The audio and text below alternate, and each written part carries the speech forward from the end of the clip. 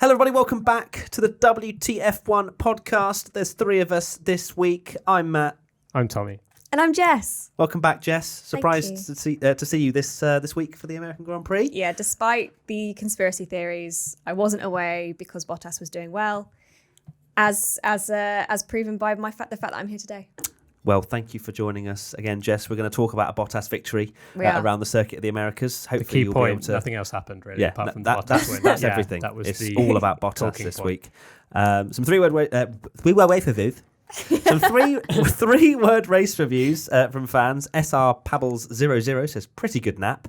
Adam Holt says, F for Vettel. Milan's Chenk says, very suspicious Ferrari. Kieran's Sliwowski says, Ferrari straight line speed. I like that. Question mark. The addition of a question. And Jake Sabin, stupid tyre graphic. Get in the bin, pretty good nap. It's people expect Get too in much. the bin, pretty good nap. Yeah. Okay, you don't agree with that one. No, people expect too much from races. That was another decent one.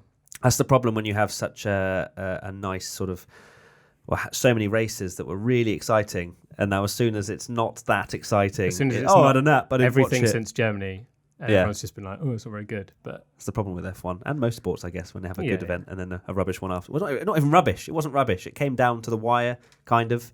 Exactly. It wasn't the best race. You had a season. battle for the lead. You had people on different strategies. A lot of midfield battles. I'd say it was like a bog standard F1 race in terms of entertainment. A good neither amazing, race, neither terrible. A good race. Jess. Yes. Your three-word race review. Let me just turn up the cringeometer, which for audio listeners, I am turning up the wheel right now. Okay. My three-word race review is Still He Rises. And can I just add that I added in Q cringe because, I mean, Hamilton is a 6-time world champion, which is pretty crazy. Is he? I haven't heard much about that. Have you not? No. Did he secure it? It was like only briefly mentioned on coverage. I couldn't tell because he parked over the parking space that said he was world champion, so I couldn't see it.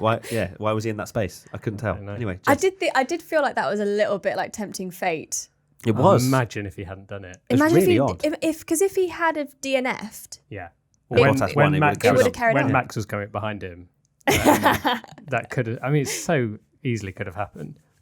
And he's not guaranteed to be on the podium either. No. And he could have retired and still won the title. And then does he just stand in it? No, they'd still frantically paint over it. They'd have still moved the car. They'd have had him come into that area of Parc Fermé and park the car. 2 wheels left on his car, just rolling it. But it is like it's one of the first times in a long time that he's been on the podium when he's won the championship. Because previously he's won it from about 5th. Yeah. Which, when he started 5th, I was like, oh, God, here we go again. Because it's such an anticlimax. I mean, it is and it isn't. Well, I always feel bad, and this is kind of like skirting over the fact that he's a 6-time world champion. But I do genuinely feel a bit bad for Bottas because he drove a good race and he won. Sorry, he drove a good... Are you feeling okay, Jess? Have you got a temperature? So I went away and had like... a lobotomy. You had dinner with Bottas, right? And now I'm a massive Bottas fan. No. Well, no, he did. You can't argue it. I'd argue it was the I've got him on its head. I'd argue it was the best win of his career, but completely overshadowed. Yeah, in terms of dominated Hamilton in qualifying. Hamilton had arguably a better strategy in the end, not because Mercedes were favouring him, just the way it worked out. Just maybe. I don't think he did. Well, the amount he was behind Bottas compared to him, I guess the fact that Hamilton almost won, he wouldn't have done that if it was a. I think any other driver. I think Hamilton's one of the only drivers on the grid that can turn a strategy like that into something where it is feasible and he could have won. He did it in Mexico, didn't he? So. He's one of those rare drivers that are able to almost be like, right, okay, because he hit the limit with his mediums. He couldn't have gone any longer because he lost so much time after Bottas overtook him. So, question from Benos_Thom. Does Hamilton get enough respect for his talent? He's such a chalk and cheese person that I think a lot of people, regardless of how many, he could win 9 world championships and people would still say that he's not the greatest of all time. Not in the top 10. And I don't. This is actually an interesting question because I know Tommy on our Instagram you asked, is he who is the greatest, or would you consider Lewis to be the greatest driver of all time, or if he matches Schumacher, will he be? But I personally don't get this obsession with comparison. I don't understand why we're constantly obsessing over who is the greatest F1 driver of all time, because it's one of those sports where unless you get, and we say it anyway about the current grid, you know, if you put them all in the same car, then maybe you'd have a good indicator of who is the best driver out there. But when you look at through history in terms of how many Grand Prix we used to do in a year, you know, in Fangio's time. Yeah, you can't compare eras because Fangio, there's always the counter argument of, well, Fangio won 50% of races he did, but he only did 6 a year. And Hamilton's done so many more races. In terms of does he get enough respect? Absolutely not even close to what he deserves to be. I mean, for what frustrates me is the people that put the sort of the arguments for Hamilton is always, oh, he's in the best car. Well, Senna won in the best car. Schumacher won in the best car. Vettel won in the best car. Yeah, Vettel won in the best car. All the great drivers, the best drivers end up in the best cars and then they have to do it. Like at the end of the day, you don't win 6 world titles by luck. You might win a few races by luck. You might even scrape a title by luck, but not full luck. Yeah, not full luck. Which he was very quick to remind everyone that he's the only person. I love his tweet started with him having won the world championship. Who'd have thought we'd both be world champions? Oh, and well done on 6. Yeah. So actually, Ricciardo, I thought, put it really, really well. He said in the post-race pen that he said to hold that level week in, week out, there's so much more involved in the sport than just driving. There's the whole circus, and for him to hold that level for all these years at the top of the circus, you can only just respect that. Because if you think about how many drivers might have crumbled under the pressure of it all, or wouldn't have been able to keep going for as long as he has. Well, look at Vettel. Like, he's a great driver, and he's started to drive really well again. Obviously he didn't have the greatest race, but you know, he won 4 titles in his Red Bull. Got to Ferrari and people started doubting him, but Hamilton's won every single era. Like, they've changed the rules. It's gone to the hybrid era. He still won. They changed it so you know, they had the wider cars with the thicker tires. Won again. Ferrari and Red Bull were close those years, especially Ferrari in 2017 and 18, and even this year. It's not been a foregone conclusion that he's won, but he's won every single year he's done Formula One, and Formula One has changed so much. Absolutely. In those years. Yeah, and you know, if people are obsessed with comparisons, as most sporting fans are, no matter what it is, I know something like football is very much easier to compare because it's the same machinery, it's just the person. But I guess if you want to use something to be able to compare, it's the fact that Lewis has done this and had so many different cars. If he gets to 2021, completely different cars and wins another championship, for me, he is undoubtedly the greatest of all time. Like, I think that if there is something to seal the deal, he has proved himself in every which way possible. And I don't know why he gets as little respect as he does, because his consistency levels are the same as Schumacher. You know, you don't think Lewis is going to have an off day. If he does... because he's still in F1. I think part of that is because he's still in F1. Which was going to be my next question is, when he leaves, do you think that's when people will suddenly realise... Well, everyone gets a bit bleary-eyed, don't they? Yeah. And they kind of look back and go, oh, those days where... you know, we had proper rate, or like, you just always look back, don't you? But Schumacher was divisive for the exact reason that everyone was just like, well, he's in a Ferrari and no one can touch him. So of course he's a 7-time world champion. I saw a few people do some lists of who they thought were the top 10, and sometimes Hamilton wasn't even included. Which is insane. Just ridiculous. I know you can't compare eras, and you can all have your different opinions. My maybe controversial opinion is that modern drivers are better than older drivers, which I know a lot of people would not agree with. Because why? Because even in Michael Schumacher's era, Michael Schumacher had such an advantage because he took fitness to such a high level, whereas other drivers may not have essentially like done that. Lewis Hamilton has... If you think of drivers like Leclerc and Verstappen, since the age of about 5, they've been karting. They've had all the best diets, all that kind of stuff going on. And Hamilton can still consistently beat them when it's so competitive. And even people that we'd consider bad drivers, I know we joke about Bottas isn't very good, But he's a GP3 champion. He's an incredible racing driver. He's an F1 race winner. Lance Stroll is, a great athlete. He's won. I love how Lance Stroll is always the one that comes up. but it is like even the people that people think are a bit rubbish now. And we said the fact that Hamilton can consistently be the best. Be the best. Well, everyone always says, if and it's always a load of what ifs, isn't it? But if Lewis wasn't at Mercedes, would Valtteri be world champion? Compared to the rest of the field, I'd probably say yeah. Yeah. Or he'd at least be like, I know challenging he's still to the last race or something. Yeah, exactly that. So it's just that that Lewis does have this insane level where he doesn't ever seem to have. He does have bad days, obviously. Like he's had bad races this season. He's made mistakes, but just not as many as say Bottas has. And that's the difference. I mean, that's exactly how Rosberg won his title.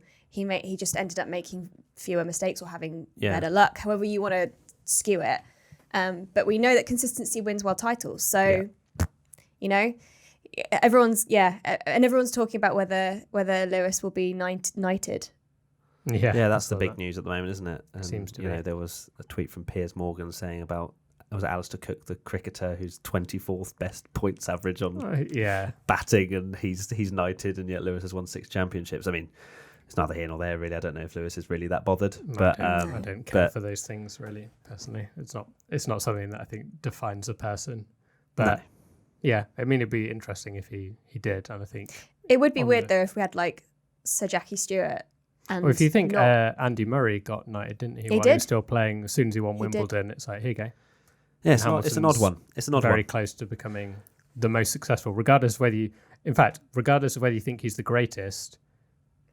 In terms of greatest, he is factually almost undoubtedly going to become the most successful. He only needs 10 more wins to beat 8 more wins or something to beat Schumacher. I think he's going to end up with probably 100 wins, 100 poles. Yeah, I think he's 5 podiums away as well now. Yeah. From beating Michael's 155. I know he's beaten Schumacher's podiums now. No, he's he's 5 off. Oh, is he? Yeah, he's on 150. Michael's on 155. Don't you doubt Matt's I can at least go into 2020 with him. Schumacher's record still intact. But just lastly on the Mercedes and Lewis and Bottas, AP_1008 says, will Bottas challenge Lewis next year? No. Hamilton's too good. Bottas, the scary thing is for me is that Lewis hasn't been on form. No. And I don't think he has been, especially at the start of the season for 2 or 3 years now. I don't know why that is. We've discussed it before, but it is odd to see that, Lewis hasn't performed at that level that maybe we expect throughout the entire season, and yet still wraps up the championship three races before the end. So for me, I don't think Bottas, as much as he maybe has improved this year, he's got 4 race wins to his name. I don't see him, although go back to Australia, I maybe saw it was potentially a thing. You don't need to go back there, do He got 26 points. He was championship leader. I genuinely can't keep up with your opinion on Bottas. Yeah, no, neither can I. I don't think Bottas can either. But yeah, Tommy, what do you think? I think that just shows that how the fact that we can flop and change our opinion on Bottas just shows that he doesn't have that consistency that someone like Hamilton has. That's your bottle, isn't it? You practically kissed. It's fine. You can put a timestamp in that says Matt drinks Tommy's water. It was just so close to me. I was like, that's mine. Sorry, carry on. Cool. Thanks for that. You're thirsty, Matt. Yeah. What were we saying? I don't know about Bottas. Bottas doesn't have the consistency because everyone changes our opinion of, we always could he challenge? Could he challenge? Could he challenge? Whereas Hamilton, he's going to be able to win a world title. So that's where they're different.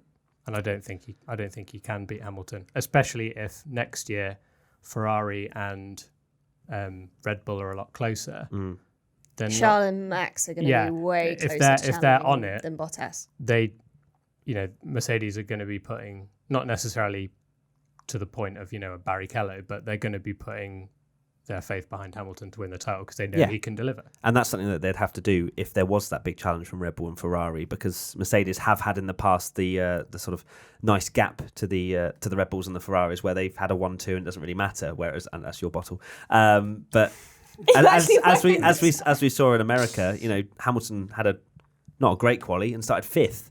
A 2/10 off pole 2 years ago would have had second. So it's that where I think that's where Bottas will have to sit and go, okay, I'm a number 2 because there are other drivers that could challenge. So. But also, I mean, again, like not to keep talking about Rosberg, but he out-qualified Hamilton. And again, that's how he won races because he kept position. Well, no, but to be fair, Bottas' qualifying has been really good this season. He just hasn't been able to he dropped off towards the end of the season. Yeah, but he's got more poles than... Good, I think I saw a stat that's something like Bottas has almost the same podiums as Hamilton, almost the same poles. I think he's got more poles. You mean this season? This season. Yeah. Sorry, this season. Not in all time. Bottas has 150 podiums. He's beaten Schumacher's record. But when it comes down to wins, it's 10 versus 4? Yeah. Something like that. Yeah, so it just shows that Hamilton is that extra level of dominance in the race. Right, let's move on because I can see the comments coming in already going, oh my God, you love Talk Lewis about Hamilton, someone you're else. Fanboys, blah, blah, blah. But we have to talk about him. He won 6 world titles and the man deserves some respect. We're not Sky. No, we're not Sky. Play the montage. Okay. Right, my 3-word race review moves on to the other team that's, I was going to say near the front. We're nowhere near the front. It's Ferrari. So my 3-word race review is nice understeer Ferrari. Obviously alluding to the Sebastian Vettel start. If you saw on board, it was quite scary to see how much the car was washing out at the front and he just couldn't get into the corners. So much so Hamilton, back to Hamilton, of course, produced an unbelievable overtake in somewhere I don't think we've ever seen a car go round. Obviously, Sebastian was going slowly, but still, when you're watching it, you're going, whoa! Yeah, opportunist. It was awesome. Yeah. So, but yeah, Ferrari, where on earth were they? Well, there's conspiracy theories. There are. Question. Tejas Mohla says, is there any credibility to Verstappen's claims that Ferrari cheating prior to the USGP and the technical directive coming out? I mean, yes, whether it's right or not is another question. No one really knows why. There's arguments for and against. Obviously, Leclerc had problems in free practice, so he was on the old spec engine, and we never got to see how well Vettel did. The start, you could argue, wasn't really down to engine power; it was down to the tyres, grip, and grip. But I think Leclerc finished closer to Ricardo than he did Bottas. Yeah, he was way off. God. He was way so off. Wasn't it 50 off. seconds or something like that? Yeah. And to say that, the next... 52 seconds off. Yeah, wow. There was a huge gap. That's back to Australia spec, isn't it? That's absolute madness. Yeah, it's crazy. So the thing that's happened, for those that don't know, is it's all a bit kind of flaky, but an illegal fuel flow, they believe, and I think Red Bull lodged a complaint. No, Red Bull went to the FIA and said, "Can we make this change to fuel flow?" And then the technical director came out and went, "No," and they went, "Oh well, Ferrari are doing someone it." else. Yeah. So not technically a complaint, but a little dig. They were a whistleblower. And then this whole kind of Ferrari's engine and power has really stepped up a notch again, and then suddenly they're 50 seconds off the lead. Everyone's going, hang on a minute. And obviously Verstappen made a comment, unsurprisingly, on Ziggo Sport, which we were talking about this, that Ziggo Sport love to I feel like they love to egg Verstappen on with his controversial comments. Say something controversial. Well, even Kvyat, it was on Ziggo that Kvyat made his comments at the end of the race. Perez. He went absolutely nuts. He was swearing. I was like, was he in the same race as what actually happened? Because he was completely at fault.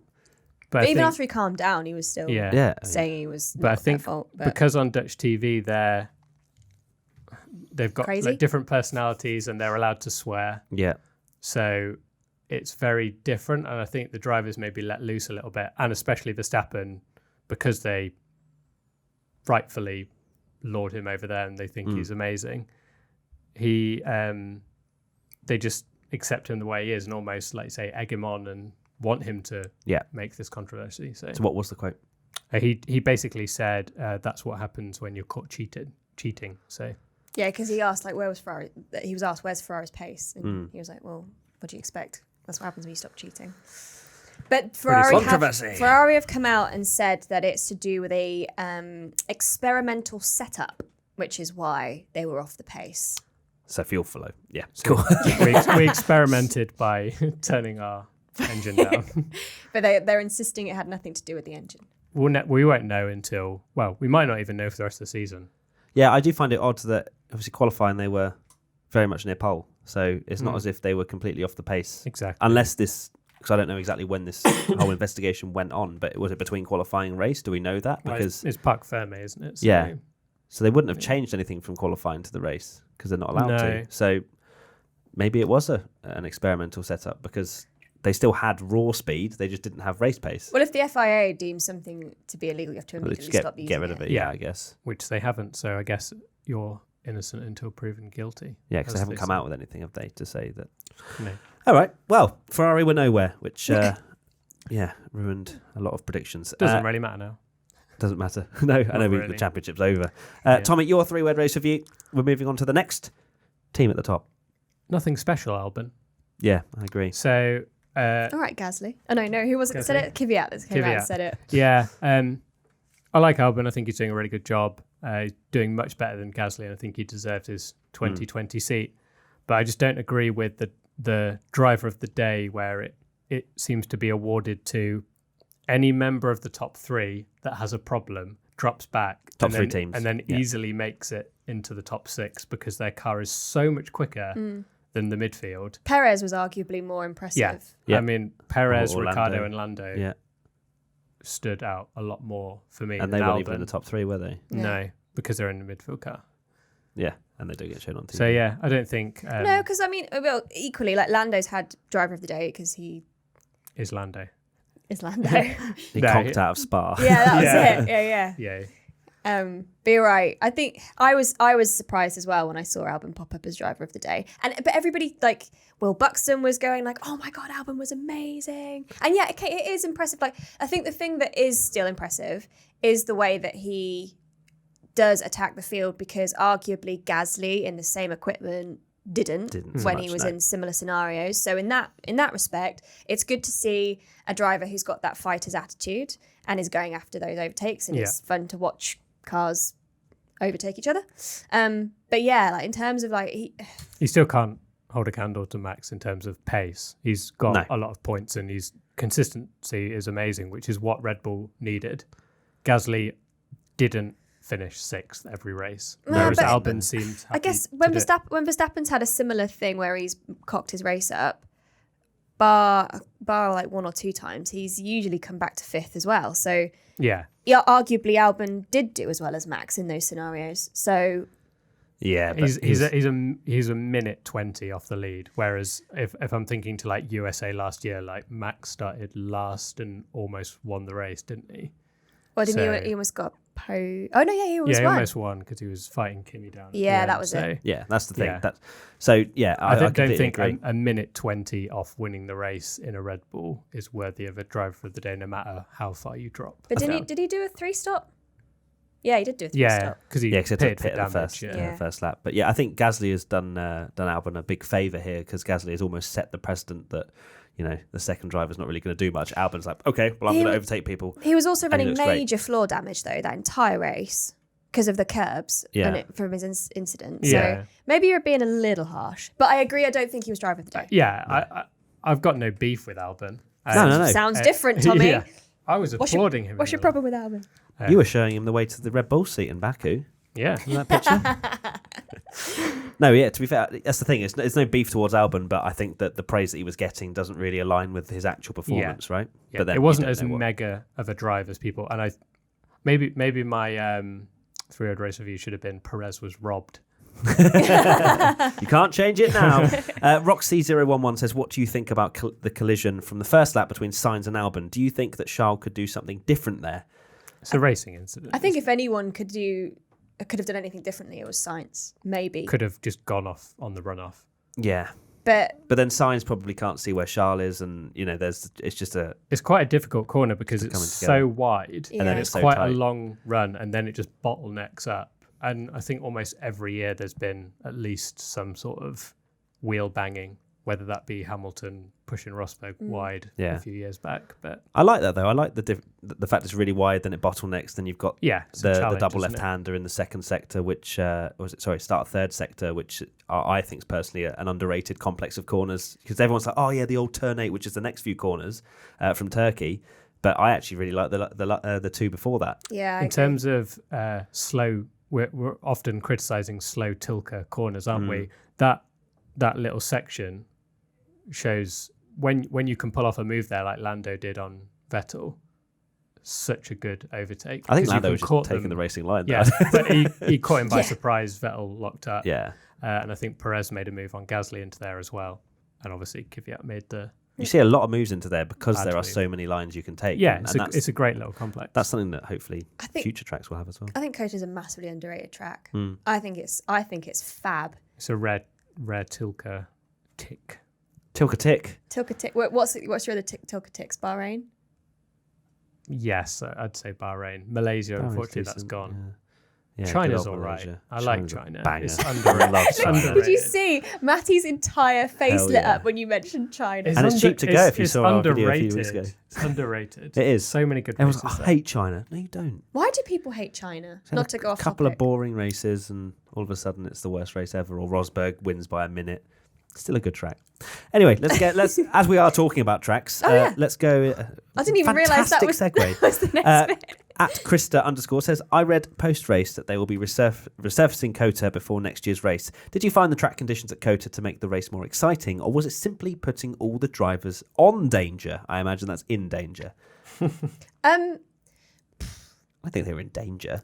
They were very complainy. Yeah, obviously. But then you had the video that Guido van der Garde shared, where the guys that sporting series going over the railroad, which is the most ridiculous video you'll ever see. Go and look it up. What's it called? What was the racetrack called? Do you remember? I can't remember. It's just go on Guido van der Garde's social media. Car race in the mid 2000s, and they go over basically there's a tram track in the middle of it. That's insane. And they launch. They basically launch over it. It's pretty mad. But I saw a lot of sports car drivers and things kind of quick to criticise. Sebring. It's Sebring. No, it's not Sebring. No. It's not Sebring. I know he's tried Sebring, yeah. Who, Guido put? Oh, it just says, Sebring. And then I saw a champ car race with a railroad crossing the track. I'm sure it was in Mexico somewhere. That is somewhere. Insane. But I've actually written here, because there were a lot of sports car drivers going, San Jose. You should try Sebring, but it's a Formula One car. It's very different to an Audi R8 or whatever that you're a GT car that you're driving. I mean, the fact is that they don't set up Formula One cars for bumps. And while, yes, it gives it character, and if we started having them in F1, the teams would go, okay, we need to counter in this. But you saw what damage Vettel did to his car by hitting a curb. Out of turn 9, wasn't there? Yeah. There was loads of damage. There's not, it's not designed for Formula One cars. I mean, the replays, the amount of replays we saw coming out of turn 9, some of them didn't even result in damage. I was like, okay, I get that people are running wide. Please stop showing that same corner.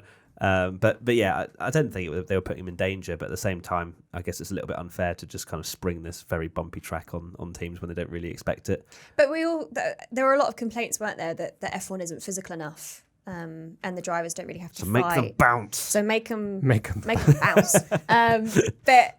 And we also spoke about how if you exceed track limits, then you should be punished. And I guess that's a way of, like, turn 9 in particular. If you went wide, you had your suspension destroyed. Yeah. So if you're Vettel. Yeah. But it's a bit like back to Red Bull Ring that we mentioned, where we thought it was a good idea because as soon as they go off, rips the car apart. Yeah, can't be hypocritical now. If we said it about one track, I have to say about all of them. Yeah, and they for some reason I don't know why they have this if you extend this corner, then you're going to get a lap time deleted, and yet turn 9 was absolutely fine. I know there was the problem with the bump, and but why is that deemed that is slower if all the teams are doing it? It's clearly not slower. Yeah, and it's also how did it take till after qualifying for them to put Verstappen in? Oh yeah. So wait, when? Yeah, they put a bump at turn 9. Right, further. Okay, yeah, but they were still extending in the race, even. Yeah, because of it, even with it. It just shows they didn't know what they were doing. Was it the Verstappen that Vettel hit? I've got a feeling it might have been. Yeah, I think it was. Maybe. But yeah, something was fundamentally wrong with Sebastian Vettel's car throughout the race that he participated in, wasn't it? But also because Verstappen had to change his wing as well because he had a rear wing because he had a hairline fracture. Which they found out just before the race. And he had damage in the race as well that wasn't really mentioned very much, but he had a crack in his end plate. Do you want to mention how good Max's drive was because of it? Yeah, he would have won. Oh no, it was his end plate that was the hairline fracture. No, his front wing as well also had a bit of damage left end plate, wasn't it? It was a big crack in it. Yeah, but they've had that before. Do you remember? I can't remember which race it was. Where was it where they had to do the same thing on the grid? They had to replace his wing because he had a hairline fracture. Yeah. I want to say Austria, but maybe not. I don't know. But so I don't know how much that would have really affected. That must have been from turn 9 maybe as well, do you think? Or because he didn't have any contact with cars. To be fair, there's quite a lot of curbs and sausage curbs, and they'd run wide, and it was proper obliterating the cars. I think the final sequence of turns, Verstappen ran wide, and so did Albon, and sparks where you could get penalised. So maybe it was there actually. Yeah. Abusing just constantly going out wide, battering it. Yeah, but it's slower. Right. Next piece of news is Giovinazzi being confirmed for 2020, which I think is a very fair and good decision from Alfa Romeo. Hülkenberg. Yep. Poor guy. Huh? Oh well. In like I was just saying how this is probably definitely never going to happen. But imagine if he's announced for the Red Bull seat instead. He doesn't. Nowhere. Out of nowhere. That would be amazing. Hülkenberg out of nowhere. I would love to see that. No, I wouldn't. Why? Because he's had his chance and he's not done it, and he can go now. Ooh. Also, I've just heard he's been asking too much. He's asking for too much money. I was going to say, he probably didn't get these seats because of that. He's not delivered like these podiums or anything like other drivers have, and he's now not even delivering good drives. Like Ricciardo's absolutely trouncing him, and he just seems so anonymous in all the races now. Well, he's always been anonymous. He's not missed. No, he used to be Mr. Seventh. Unless it rains. Well, why would you want to be known as Mr. Seventh? No, I mean, obviously he wanted to go higher. That's my point, though. He used to do good midfield drives, but now it's like he's been in long enough. He's had his chance. He's not taken it. Savage. He's done some amazing things in sports cars and won everything he's raced in, but not F1. So. And it's sad if he doesn't get an F1 drive that he hasn't been able to almost be like look at the situation and go, okay, I'm either out of F1 for the rest of my life, probably come the end of this season. Yeah. Do I just take the hit and go to Alfa Romeo or to Williams just to stay in F1, just to prove that maybe Williams will get good in 2021? Well, he stated, didn't he, that he's not the driver for Williams in 2020. Yeah. Williams aren't paying me enough. I don't want to race against a young one who will beat me. I don't know. But it's sad to see, but at the same time, as you say, Tommy, he has very much had his chance over and over and over. Many opportunities to win a race, let alone have a podium. Yeah, but that's many opportunities. And that's also to do with the road to becoming a world champion isn't linear. Like it does require a lot of risk taking or chances or opportunities, and making sure that you are the driver that the top teams will pick over everybody. I mean, look what happened to Ricciardo. He arguably, I think a lot of people would say Ricciardo is probably a better racer than Hülkenberg. I think a lot of people would argue that. I think a lot of them, I'm just being politically correct. Right? Sitting on the fence just for the comments. Please don't come after me. But even he couldn't secure a top seat because there were other people that were outshining him, or other people that fit the model better than maybe he did. And that is all part of it. That's all part of the game. It's not just about how quick you can drive or how many races you can win. Yeah, there's a lot to do with the F1 circus, which isn't just driving, isn't it? So, as Ricciardo said, the wise Ricciardo. I know, good old Ricciardo, love him. Right, very quickly on the 2021 rules that got announced not too long ago. Good, bad, what we expected? Excited.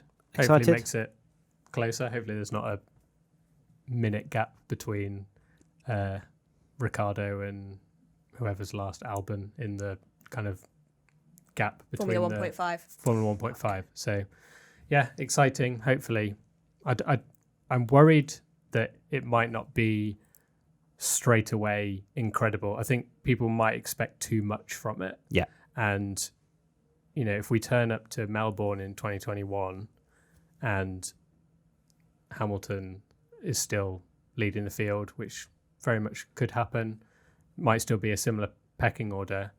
It's not going to be like perfect straight away, but they're putting things in place to make it better. Yeah. And I trust let's be honest, I trust Ross Brawn. In Ross Brawn we trust. He's a racer. Exactly. He is.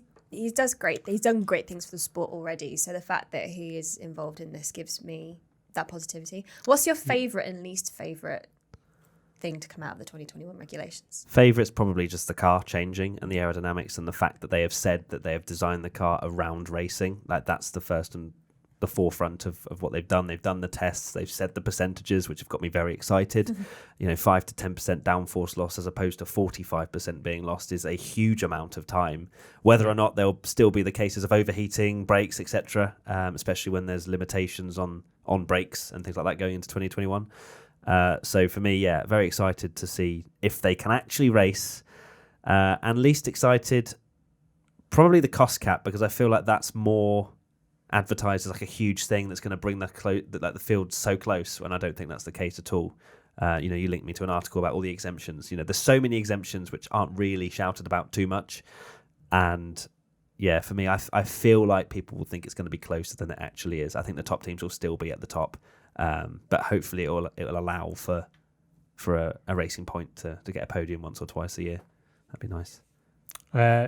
Same as you for kind of favourite. I mean, I'd be surprised if many people, their favourite thing isn't the fact that people can actually follow each other and race. My favourite thing is the weekend reshuffle. Yeah. No, I'm so glad they have a day off. Yeah, my least favourite thing is the lack of weekend reshuffle. Ooh. Proper.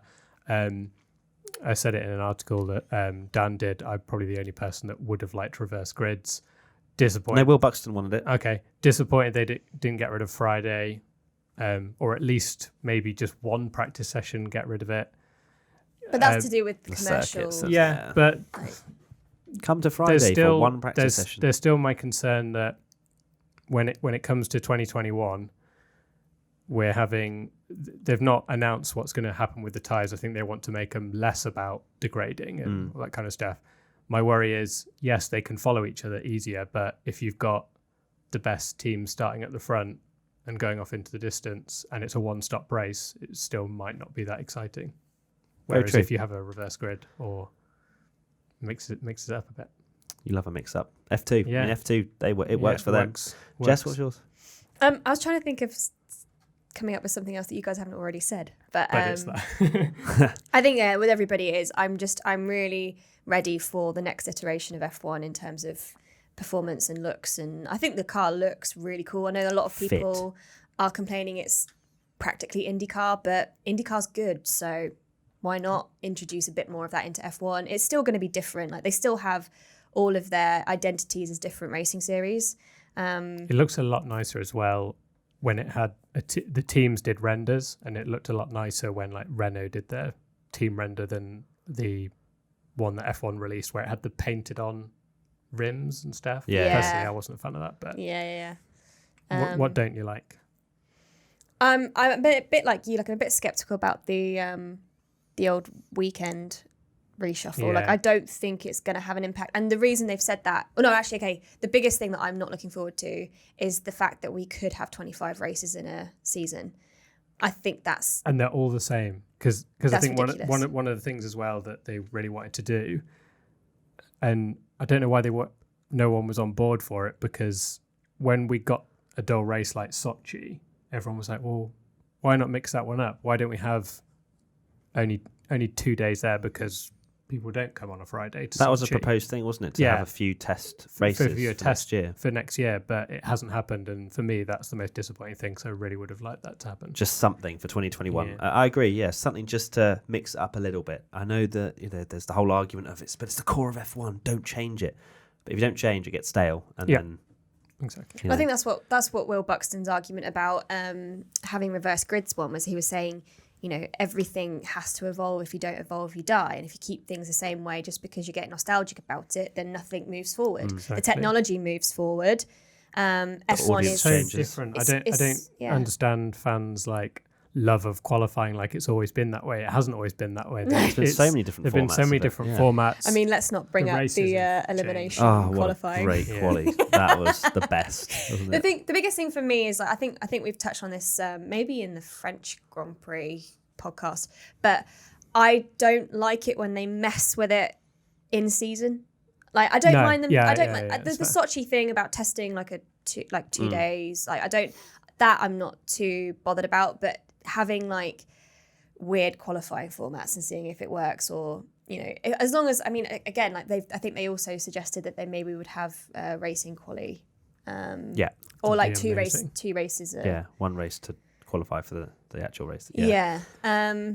I guess that could be entertaining, and it'd be quite interesting to see. And how else are you going to find out? I think it was worth a try. Yeah. But I am a little bit. I'm in two minds. Like, the sport definitely needs to move forward, and if it needs to move forward in terms of format, then I'm kind of on board. But I'm also a little bit like, reverse grids for me are just like, that's one step too far. That's fair. Yeah. That's fair. Oh my god! I mean, it's a fair point. Some people like it, some people don't. But I personally would. The love argument to see is it. artificial. How would we like test it? Do you think, without causing too much upset to the actual championship? You have a non-championship race. So the Friday you'd have.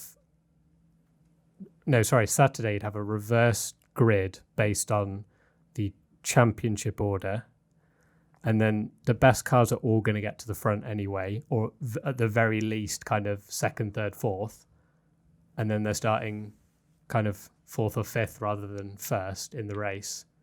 And it's allowing quicker cars to be slightly shuffled down the field, which always makes for better races. And to be fair, you say that they'll get to second, third, fourth, fifth. It depends how long the race is, because if it's a short 20-lap race and Lewis Hamilton's starting last, not a chance he's getting in the top three.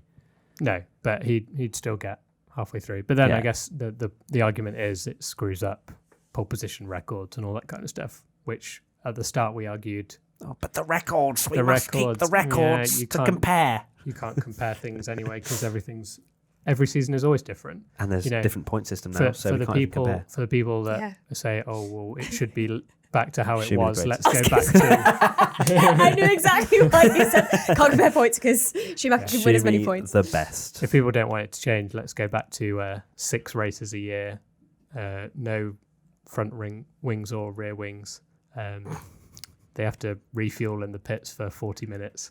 Yeah. Yeah, let's do that. Do it. Let's do something. Let's change it up. Why am I in charge of the... Ross Brawn and you taking over the world.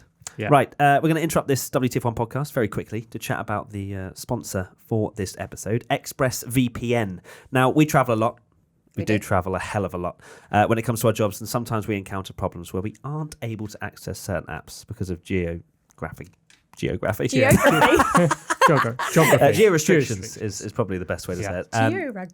Well, ExpressVPN, you may have heard of it, to be fair. I've used it. You've used it as well, Jess. Yeah, I'm using it right now. Right now. And it lets you easily bypass your problems. Yeah. Those problems. I watch Grey's Anatomy now because you can't get that in the UK. So VPN to USA, Grey's Anatomy. Easy. Nice. So you can get set up in under 10 minutes and enjoy HD streams. ExpressVPN works on your computer, phone, router, and consoles like Fire TV. Is that Amazon? Yeah. Fire? Yeah. So you can safely watch from any device. Don't be worried about using it either, as the app encrypts all your data, keeping it safe from hackers. If you want to get involved, which I'd actually recommend, I have used it many times, although mainly the trial, because I'm just like, oh, that's great, cool, bang. And then you can just watch whatever you want. Netflix especially is a very big one for that. So use a special link today to get 3 months free at expressvpn.com/WTF1. That's expressvpn.com/WTF1 for 3 months free with a 1-year package. Head over to the link to learn more, and that's it. We have sponsors for this podcast, so we can do this content for you. So please go check it out. It does help us a lot. Now, ABCDEF1 time. Tommy, with that face, looks like he's ready. Now it's time for ABCDEF1.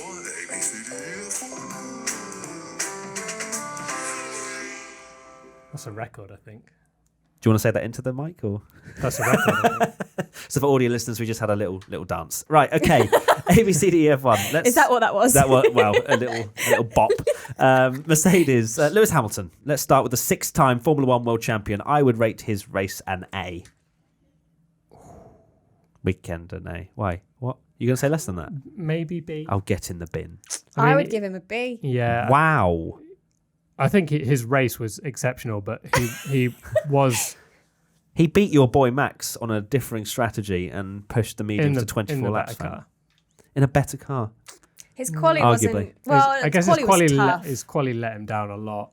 I guess 5th to 2nd ain't that bad. Maybe an A. I'd argue actually that he's the only, like we were saying earlier, probably the only person that could have done the strategy done what he did. Yeah, and because he did it in Mexico, nearly won the race, nearly won. And he said in an interview, which he doesn't say very often, that was one of his best races. He said, and he finished 2nd. So. Yeah, but he says that about every race. No, he does. He doesn't say it about second places. He doesn't say it about second places, so it's a big result for him. He did well to... He also just won the championship. A. He was well. on a high. Yeah, okay. He had minus 80% tyres. So, yeah. Okay, Valtteri Bottas. Has to be an A star. A. Minus 80%. Star. Yeah. A star. I mean, you said it's the best race of his career. You can't then true. Because I think we've given him A star before. A star for Valtteri Bottas. Yeah. Pole, win, dominated. Yeah. Ferrari, Sebastian Vettel. Can't really grade him. So it's an ungradable as opposed to... We can't really grade him, can we? I guess not, because he was out very early. It's like, what lap? What was it? Yeah, Lap we've 10. kind of seen his fight back or anything. No. So I don't think we can grade him. It's unfair. Charles Leclerc, C. C, yeah. Solid. Just not... Got qualified by Vettel, and then was just nowhere. Yep. Red Bull, Max Verstappen. A. Of course, you'd be in straight with an A. Well, it was an A. So. It was. It would have been interesting to see had we not had Magnussen go off. He would have sent it. He would have sent it, and because Hamilton and Max had a little bit of beef in Mexico, and there was a few comments on the inside back and forth. It would have been interesting to see how Hamilton would have reacted, just as much as. I mean, let's be honest, we know Max would have gone for it. It's whether Hamilton would have gone, no, you're right, I'm not going to let you have this. I reckon Hamilton probably wouldn't have put up too much of a fight, personally. I don't know. It is difficult to say because you don't know what, we'll never know what the action would have been like. But Max, I agree with an A. Alex Albon, B. Nothing more than a B for me, Yeah, B. I think it was a good drive, but it wasn't. I put B too. Yeah. I agree. I just feel like everyone's going to come after us for giving Albon a B. It's an amazing race. He's in a Red Bull. Okay, cool. Yeah. Renault, Daniel Ricciardo. A. Easy. Nico Hülkenberg. C. B. Where did he finish? 9th. He finished 9th. He was lapped. He was 11th. He started 11th, finished 9th. He was the last guy to make his first pit stop. He made those hards last a long time. I think it's that's still a an B. It's almost like you're saying all these things, so I say B. No, C. We gave Daniel Ricciardo an A. We're going to give Nico Hülkenberg a B. How? Are you telling me his drive was as good as Albon's? Sorry, no, Tommy. It's over. Haas, Romain Grosjean. Oh God, I mean, D. Where 15th? They are qualified 15th, stayed 15th. That's a C then, isn't it? Or D? No, that's in a Haas. I mean, the Haas is literally It's a donkey. a dog, yeah. Because if you think of them judge. as Williams, you wouldn't give him a D for finishing fifth, qualifying 15th, finishing 15th. Where did Magnussen finish? He DNF'd, didn't he? Oh yeah. Where was he? Oh, actually, no. I think he was technically was better. classified. He was doing better. 18th. Okay, we'll give Grosjean a D. Yeah.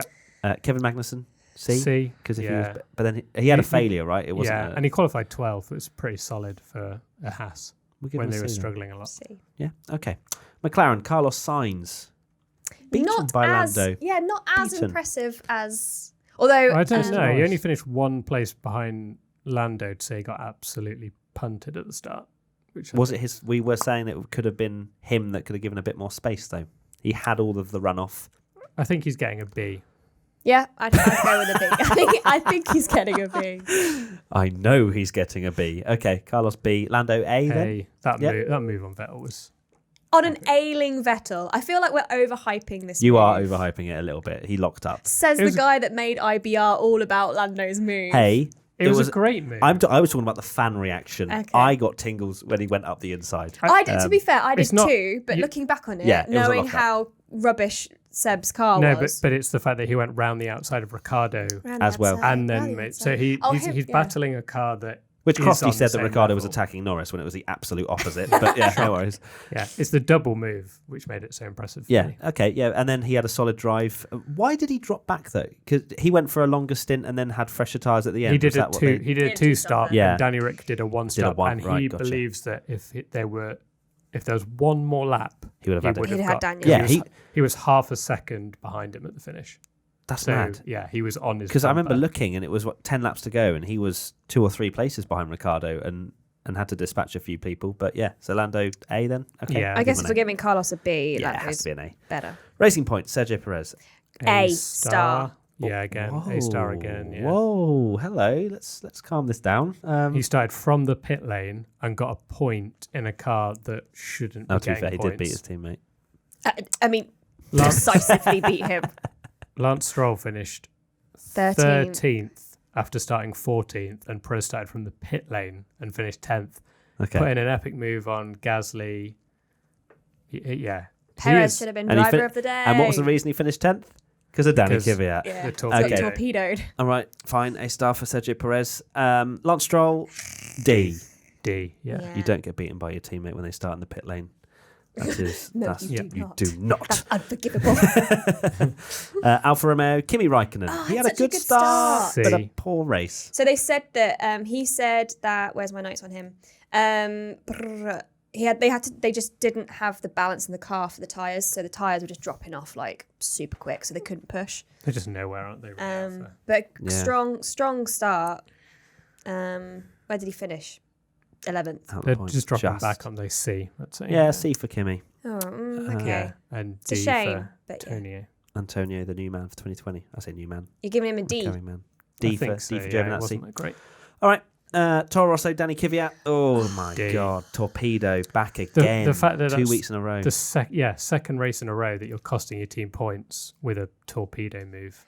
He was very much saying though. I mean, I agree with you guys. Like, if you watch it back, he just goes way too far into that corner. Yeah. It's not even like I know we were disagreeing about the Albon move in Japan, but we shook on it, so which it's was fine. fine. What a lovely moment that was. Is the fact that Kvyat launches it on the curb. Yeah. He's never With he's no never regard to the fact alongside- Sergio has to stay on the track as Yeah. well. Yeah, It was. he was never alongside to make that move. So You see those moves, but it's usually when they're side by side and whoever's on the inside pinches the apex, so then they come out side by side. Watch Wait. Perez's move on Gasly, and it's the perfect example. Of how to do that move. Oh yeah, when it was Lance was just not ahead the of him. perfect Yeah. example is Kvyat's. Well, Kvyat also, he did bring up that the Verstappen-Leclerc move in Austria wasn't deemed a penalty. But it's and it was completely different. Yeah. It was a different scenario. Max, If Max had outbraked himself and launched it over the curb and then gone into the side of him, smashed him off, yeah. I'd get it. But he's saying that the stewards wouldn't even give him a chance to explain, which Good, I agree. Good. Finally. Get yeah. slapped with the penalty. But he's saying he's being singled out because. He's a torpedo. Well, don't be a But torpedo. they're saying I think- should the stewards shouldn't be judging penalties based on previous. I know, but no, but he's still. No, I know. he still Yeah. punted him. I'm playing Yeah. devil's advocate I know. here. I think the thing with Kvyat is he's seen that they're allowing a bit more aggressive racing moves, and he's gone, awesome, I can torpedo people now. Question: without Do we think that because the cars are meant to be more durable in 2021, i.e., you won't have carbon flying off the car if you touch someone, breathe on someone. Do we think that will lead to the stewards being able to kind of overlook certain things? Do we think a move like that? Because arguably, maybe in 2021, It's not race ending, or it's I not think going to be it's- right. Well, it wasn't. I mean, that wasn't exactly race ending. Did Perez? Perez I don't still think they'll finished? change Yeah. the rules to what they've got now. But my I think it would argument, just make it better. my argument is that because small collisions can result in a driver ending their race, there's the need to feel like they have to penalize people for that because it's a bigger deal. If again, we're not turning F1 cars into rallycross cars, but if they're able to touch and not cause any major damage, Yeah. do we think that there might be more leniency for sure? penalties I guess will become part of less of a thing? Part of what they've done before, I guess, with awarding penalties is what the resulting impact was on both races. So I guess, if there's, I think still with that, it was too aggressive and he's come through in an illegal manner as it would be deemed in the current stewards' rulings. But maybe that's something that they will look at 2021. I don't know the answer. That's the thing, because we'll have to wait and see how much wheel banging there is. Why do we have to wait another year? I know. Why have they released it now? Because what's 2020? Who cares? Like, geez. Yeah. Anyway, we need to get through this. Yes. So what would we give Kvyat? Kvyat, we'll give him a D. D. Gasly a C. D for Torpedo. And Gasly? C. He had to retire in the end, didn't he? Yeah. That was a bit of a shame. He was running in points for the whole race. Yeah, let's give him a C. Okay. Williams. Paris. Williams. We can't just keep giving people Paris. I think it's less than a C now. I think. I mean, Kubica retired. I don't. Why? Yeah. C. Why? I don't know. Yeah, I guess Williams didn't have. He had just had a technical issue, right? I don't know what it was. And George was just saying George Russell did a faster lap than Romain Grosjean. Okay, A. A star. Okay, maybe we'll just give him a pair of C's. Yeah, pair of C's. Pair of C's, and we'll move on. Predictions for the USGP. I said Ferrari to get pole 7 times in a row. So close. Oh my God. 0.012. 0.012. That's half a point. It's a 0. That's 0.0012 of a thing. And big crash into turn 1. Half a point. I'll give you half a point. Half a point. It's not a big crash. It's not a big crash. Why did I say big? God damn it. You should have just said crash. Have we not taught you? I know. Don't be specific. So much more generic. There will be a race. Yeah. Tommy, your 2. Hamilton takes the championship. But isn't on the podium, you said. A 0. That's 0. That's a 0. You can't say Hamilton takes the championship. That would not have been an allowed prediction. No. Matty would have said, there'll be a Mercedes winning the championship. Yes. And Jess would have said, there'll be 4 wheels on the car. Yeah, so Vettel victory. That's a 0. He finished last, so we're talking reverse. Winners of the non-finishers. Yeah, he was the first to not finish. Well, he was the first. No, that's no points for Tommy. And Jess? I had an awful time. To be fair, I said no tyre graphic. Which I thought was going to happen. If only. But I feel like it was used more. It got worse, and the commentators have now clearly been told to talk about it and pretend it's real. But the thing is, the commentators go, the tyres have changed a lot in the last 3 laps. They've gone from 80% to 30%. The thing is, though, Crofty actually came out. So obviously, if you follow any of us on Twitter, over Mexico, Matty and I tweeted at the same time. Matty tweeted that he hated them. I tweeted that I quite liked them. I want to just justify why you said that. I think they are a good idea. Yes. Poorly executed. If the telemetry was real. Yeah, and I asked what they're based on, and no one seems to be able to tell me. Well, it's made up. Spin the wheel. It's just made up. Everyone just gets the graphics from Amazon or AWS. Just goes on Amazon.co.uk and just types in a number. Right, that's the front left. Oh, God, they look like they're really degrading now. It must be 40%. What I love is that a lot of the time it's 40 on the front, 30 on the rear. The rears always degrade more than the fronts. But then at one point there was a Verstappen graphic where the front left and 2 rears were 30%, but the front right was 40%. Who has done this? Here you go, my favourite one. 23 laps on the medium, he had 80% all round. 27 laps on the medium, it was 40. And 30 that was on hilarious. Within 4 laps, he's just lost half his time. I mean, maybe the cliff is that severe, Tommy. Maybe it is. Maybe, but honestly, if anybody works for AWS on these graphics, please tell us. Please tell us what they're based on. If we're wrong. Because if we're right, we know. Yeah. But Crofty came out and said, they're based on telemetry. Crofty, and it's absolutely not. Maybe you should have said that. He also said Vettel was leading at turn 1. Oh, yeah. Anyway, not quite. Anyway, we could do a whole other podcast mention the tyre on the graphics. Good idea, poorly executed. I also said Danny Rick DNF because he usually has really bad luck around here. 0 points. But I'm happy he didn't. Okay, you're happy for 0 points. I'm happy for 0 points. Wow, so half a point wins out of us 3 How this did week. the fans Right, fans. do? In Fernicus, Hamilton to spend the entire weekend saying how Ferrari are the better car only to win on the Sunday. That's not correct. D guarantee more than 4 drivers will DNF? No. Boston Tom, there will be a Verstappen reference made this weekend by Crofty. There was. Yes. 1 point for the fans. Did he was it by Crofty? It was by Crofty. Okay, fair play. Predictions for Brazil. It'll rain at some point during the weekend. I'm going for a point there. There might as well be a car on the track. I've gone for points this week as well. You? That's more wishful thinking, to be honest, if anything, because Brazil is always a banger. Let's have another one. And Hamilton off the podium. I mean, because he never usually wins much once he's won the So that's championship. 2 points for me. I'll put them down now. Tommy, yours? No, sorry, Jess, even. You're next. So sorry. You're just not used to having me on the podcast anymore. Yeah. Max will have his redemption moment. What does that mean? I want clarification. I want full nitty-gritty details of what the hell that means. Is that punching Ocon in the face? What is that? Is that hugging Ocon and saying sorry? Is it punching him in No, the face? it's Is it winning. winning the race? Winning. Hamilton, Max wins, sorry. And has his redemption moment. And Ferrari will still be off the pace, sparking more rumours. How much is off the pace? Because I feel like we're going to look at qualifying. We say 0.4 off pole. Is that off the pace? What are we saying? In We're comparison, saying a big more gap than between the Red Bulls and Mercedes again. yeah. If they are the third team of the top three, Okay, we'll judge it. then that's how we're doing it. Okay. Tommy. Damn it! I was trying to be vague. I will not allow it. How much rain? How many millimeters? More than 14 drops. Carry on. Ocon will be mentioned when Verstappen laps someone. Absolutely going to happen. I mean, that's 1 point. Thank you. And someone will have a Senna tribute I mean, helmet. Jesus Christ. Are you okay? No, I want some points, mate. Yeah. So that's 6 points for us then. Brilliant. The fans, Fake Verge 25 says Hamilton crashes in qualifying and people start questioning whether he's too old for F1. Interesting That's one. very specific. Yeah. You guys need to learn how to play You the game. get 10 points for that. CFC_Craig. Leclerc will get enough points to finish as the top Ferrari driver. CFC Craig is actually my alias account.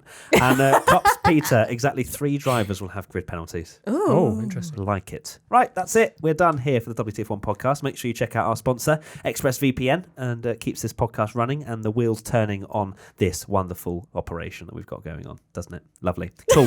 Thank you so much, Jess and Tommy, for joining me on this American Grand Prix. Thank you. Thank me. 2 weeks, Brazil. Be there, and we'll be there too. Goodbye. We're not actually going to be in Brazil. No, but we'll be with you in your living rooms, In spirit. watching.